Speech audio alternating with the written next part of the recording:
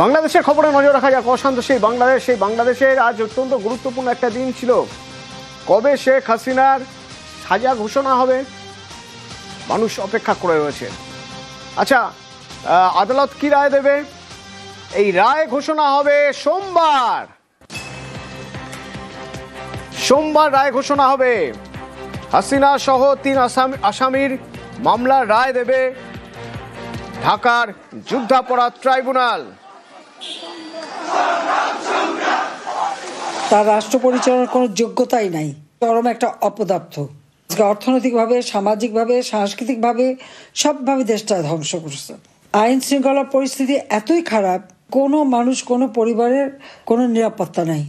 আজকে কি দুর্ভাগ্য আমাদের, যারা আমার স্বাধীনতা সার্বভৌমত্ব রক্ষা করবে সেই সেনাবাহিনীর সদস্যদের আইসিটিতে তাদের মামলা হয়। আমি তো আমাদের আর্মি চিফকে শুরুতে আমি বলেছিলাম যে এদের বিচার এখানে হতে পারে না। যেখানে আমরা যুদ্ধাপরাধীদের বিচার করেছি, সেখানে কিভাবে আমাদের স্বাধীনতা সার্বভৌমত্ব রক্ষাকারী যারা তাদের বিচার করবে? তাদের অপরাধটা কি?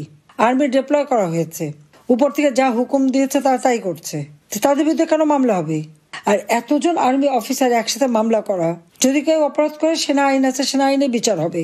শুধু তাই না, যারা বিভিন্ন পদে ছিল তাদের সবার বিরুদ্ধে মামলা, সবার পাসপোর্ট বাতিল ইত্যাদি ইত্যাদি।